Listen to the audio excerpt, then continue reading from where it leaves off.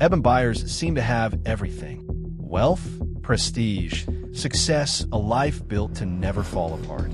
But all it took was one ordinary accident to trigger a chain of events so disturbing that it would change medicine forever. A pain in his shoulder, a confident doctor, and a promise too impossible to ignore. He believed it, began the treatment the doctor had created, and soon afterward felt the effects.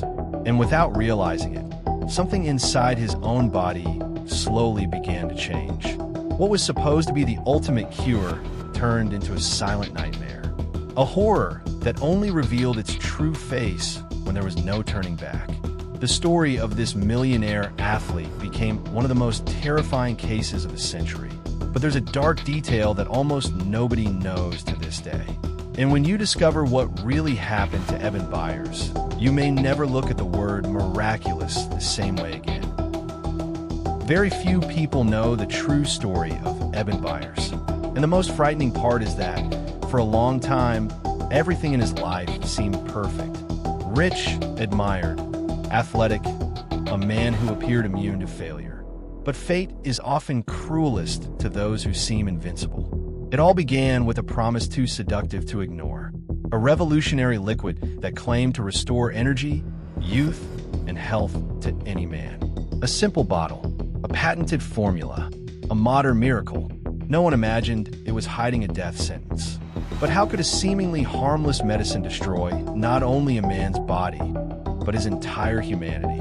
What exactly was inside that elixir? And why did this story become a dark warning that still echoes to this day? If you have the courage, stay until the end, because the details of this real story are hard to believe. This is the tragedy that changed medicine forever. Welcome to the Concealed File.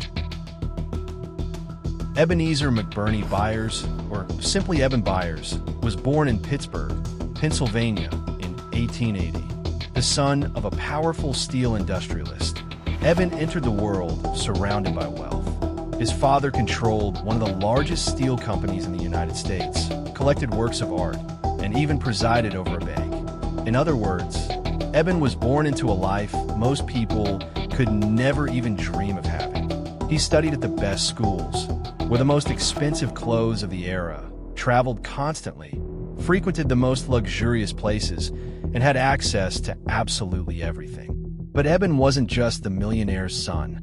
He also gained attention as an athlete. In the early 1900s, he became one of the great rising stars of American golf. While building his reputation in sports, he also took on responsibilities within the family's industrial empire. He was rich, famous, respected, and by the age of 47 had already lived more than many people would in an entire lifetime. But no one could have imagined that his fate would be sealed by something absurdly simple: a train ride. It was November 1927, a cold afternoon. Eben was returning to Pittsburgh after handling some business outside the city. As always, he chose the highest level of comfort available. He bought the most expensive train ticket and reserved a first-class sleeper bed. The plan was to rest during the long journey and arrive home in time to watch the famous Yale versus Harvard football game. Everything seemed completely normal. The sleeper beds were like luxurious bunk beds. Eben settled into the upper one and eventually fell asleep as the train continued on its route. And that's exactly how tragedies usually begin, without warning. In the middle of the trip, the train suddenly slammed on the brakes.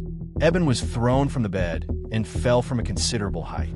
At first, it didn't seem serious, just an inconvenient fall. He felt pain in his shoulder, but managed to get up on his own. He went back to bed, fell asleep again, and continued the journey without realizing that that ordinary moment had started the countdown to his death. At that point, Eben had less than 4 years left to live. In the following days, the shoulder pain continued. For an athlete, that was concerning. Any injury could interfere with future tournaments. So he went to see his doctor, and that's where everything truly began. The doctor presented a modern, innovative solution, almost miraculous. A product called Radithor. The small bottle contained an apparently ordinary liquid, but its creator swore it represented the future of medicine. The inventor of the formula was William Bailey, a man who claimed to have discovered a revolutionary treatment capable of restoring vitality, strength, and energy. Radithor promised to combat pain, fatigue, sexual impotence, and practically any physical problem imaginable. It was marketed as an elixir of youth, and back then, people believed it. The product was extremely expensive, but money was never a problem for Eben Byers. There was also another dark detail. Bailey paid commissions to doctors who prescribed the elixir. The business was so profitable that it turned William Bailey into a millionaire during the height of America's economic crisis. Radithor wasn't just medicine. It was a money-making machine. The treatment seemed simple. One small spoonful a day after lunch.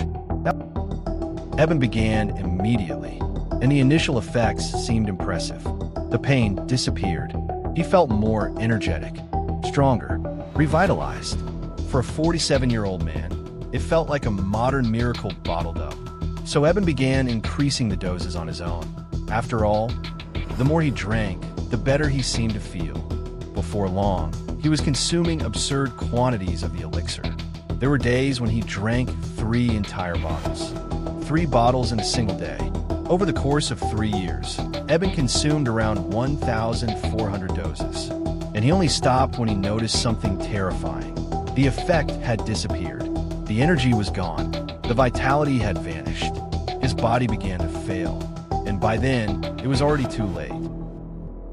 By 1930, Eben Byers was unrecognizable. He lost weight rapidly, suffered violent headaches, and then his teeth began to fall out. But that was only the beginning. The worst was happening inside his own face. Eben was suffering from bone necrosis. The bone in his jaw literally began to die. Without proper circulation, the bone cells slowly started to deteriorate. The tissue rotted away. His face collapsed from the inside out. And the most horrifying part, the process continued even after he stopped taking Radithor, because the poison had already become embedded in his bones. His entire body was contaminated. Eben realized too late that his jaw was simply beginning to disappear. Fragments of bone and tissue detached from his mouth. His face became completely deformed. The elegant, wealthy, admired man was slowly turning into something unrecognizable. And there's an even more disturbing detail. The contamination was so severe that he could barely feel pain. But what exactly was inside that elixir capable of causing such a monstrous collapse? The answer sounded like something out of a scientific nightmare. Radithor was basically made of distilled water and radium. Yes, radioactive material. Back then, radioactivity was still seen as something modern, sophisticated, and even healthy. Radium had been discovered only a few decades earlier by Marie Curie, and many people believe the element had revitalizing properties. Radioactive products began flooding the market. Creams, cosmetics, tonics, medicines, even energized water. The greenish glow caused by radiation seemed magical to people at the time. The problem was that once ingested, radium accumulated in the bones. And that's where the silent destruction began. The radiation slowly corroded bone tissue, caused cellular mutations, aggressive cancers, internal collapse. That small accident on the train had triggered an unavoidable chain of events. And now Eben Byers was heading toward one of the most horrifying deaths ever recorded. The case began drawing the attention of American authorities. An investigation was opened. Eben was supposed to testify, but by then he was too debilitated to leave his mansion on Long Island. So investigators went to him, and what they found inside that luxurious house looked like something out of a horror film. Eben was extremely thin, lying in bed, missing most of his jaw. Only 2 teeth remained. Parts of his skull had deteriorated so badly that internal areas of his head were visible. Doctors claimed that even his breath carried radioactivity. Eben Byers died on March 31st, 1932, at the age of 51. Officially, the cause of death was recorded as radium poisoning. But today, specialists believe he developed multiple cancers simultaneously due to extreme exposure to radioactive material. His body was buried in Pittsburgh inside a lead-lined coffin. Even in death, he remained dangerous. Decades later, in 1965, the body was exhumed for scientific studies, and the results shocked researchers. The corpse was still emitting extremely high levels of radiation, practically the same levels recorded when Eben was still alive. And there's a terrifying reason for that. Radium has a half-life of approximately 1,600 years, which means the remains of Eben Byers will continue to be radioactive for many centuries. But the story still hid one more disturbing detail. William Bailey, the man who sold Radithor, wasn't even a real doctor. He did study at Harvard, but he never graduated. Even so, he spent years selling radioactive products while getting rich off false promises. After Eben Byers' death, the American government finally reacted. Oversight on miracle medicines increased drastically. The tragedy helped strengthen FDA control over pharmaceutical products in the United States.